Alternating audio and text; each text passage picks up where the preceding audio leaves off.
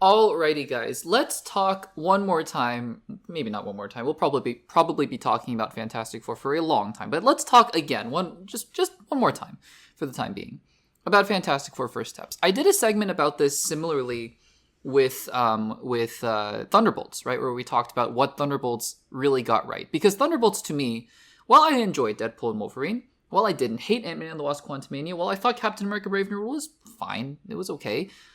Obviously, the MCU had been going through a little bit of a decline in quality in movies. I think, previously the Marvels, I really didn't like the Marvels, but Thunderbolts to me was the first inkling of, oh, okay, we are on our way back.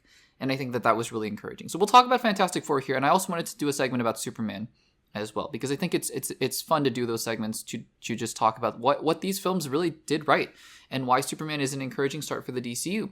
But we're here to talk about Fantastic Four. Fantastic Four, to me, right, I talked about this in my review, was an experience where I sat in the theater and I went, there's no way that this film is a return to peak Marvel, because that is something that people have been talking about. Thunderbolts is a return to peak Marvel, whatnot, and I really like Thunderbolts. I really do. And if you think Thunderbolts is a top 5 MCU movie, love that. I love that for you guys.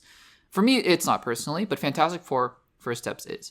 And I want to talk about why I think so. I want to talk about what Fantastic Four did right that other MCU films recently have not been doing.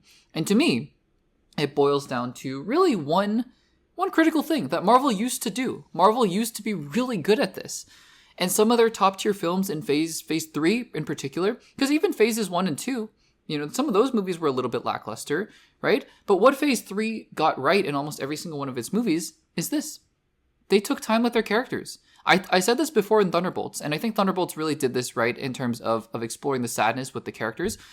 But, and I alluded to this also in my Fantastic Four First Steps review, but I was so impressed how every single character had their moment. And I think that that's something that the old MCU was so cognizant of, right? One of the things that we talked about so often with films like Infinity War, films like Civil War, is that every character, no matter how big the ensemble, had their moment. Even the villains, even some of the villains did. And I think it's important to recognize that one of the things that Marvel was so good at is taking care of their characters. You walked out of Spider-Man Homecoming, at least I did, loving Ned, really enjoying MJ, really liking, I forget the love interest's name. Is it Laura?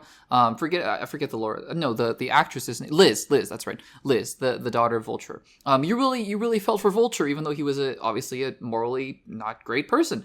I think that all these things, right? Marvel took care of its characters. And so we're going to go into some spoilers here for Fantastic Four, but I really wanted to just take some time and talk about that.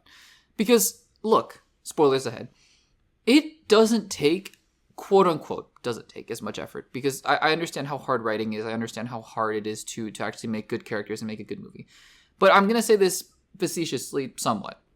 It doesn't take that much effort to put in time and just write a couple extra lines of dialogue for each character.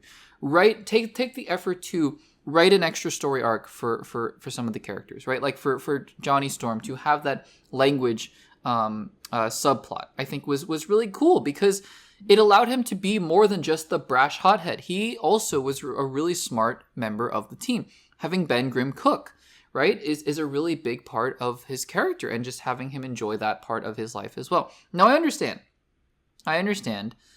that sometimes movies get changed in the edit, and movies, sometimes things get cut and things move around, right? With Captain America: Brave New World, I'm sure that they really had, for example, with Ruth, right, the Black Widow, I'm sure that they had a very robust character arc for her that they just had to shuffle around and reshoot for various reasons.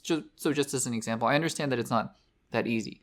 But even, with characters like Galactus and characters like Silver Surfer, right? Those characters, the film took just a few extra minutes to say, Galactus is not just eating planets because he's a maniacal celestial god being. And if they did that, I mean, I don't think any of us would have thought Fantastic Four First Steps automatically was a terrible movie because of it. I just think that we would have been like, yeah, Galactus was what he was. He was fine. Instead, they took a few extra seconds just to say, hey, Galactus, why is he doing what he's doing? Because he's tired. He's tired of being this hungry and needing to devour. In an ideal world, he wouldn't be doing this.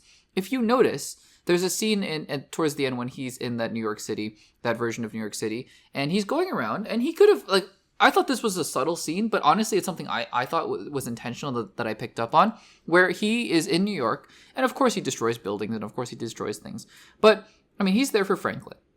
And when he enters New York, right, he's at the Statue of Liberty, and I thought, oh, okay, you know, big, strong Galactus, you know, Kaiju Galactus, and he's going to, you know, rip apart the Statue of Liberty just because. He just walks past it. Because this version of Galactus is just, he's tired, and he sees his successor in Franklin Richards. Silver Surfer. They didn't need to do anything else with the character, really. I mean, they could have just had her be the Silver Surfer, be the Herald of Galactus. Instead, they took some time to develop her character as a former scientist, somebody who was from a planet that Galactus showed up in, and had her turn at the end to get rid of Galactus from that New York City mean something. And I think that these are little things that Marvel used to do, right? Just take extra time with Thanos. Thanos could have been terrifying on his own just as somebody who killed everybody and had the Infinity Gauntlet. But instead, they really gave him a sort of madman philosopher vibe with the character. And I think that this is something where if they're looking to Doctor Doom with Avengers Doomsday, and they're looking to really make the most out of these characters moving forward, if they're looking to do X-Men right, this is the key. This is the key, really. Because, again, I mean, those auxiliary things with the amazing space travel and sequences and the visuals and the set, all amazing. That's what elevates Fantastic Four to me to top 5 MCU films ever. And I stand by that to this day. I just think it's an amazing movie. But even if it didn't have those things, right, this would still be in that conversation with a Phase 3 MCU movie to me, because that's what it got, right? It took care of its characters. And so I'm hoping that Fantastic Four, so Thunderbolts to me, obviously also Thunderbolts took its time with its characters as well, for some of them at least, for Sentry and Yelena. But I think that, you know, Thunderbolts really showed that Marvel is still paying attention to the emotion and to the deeper parts of their characters and their films, which I love.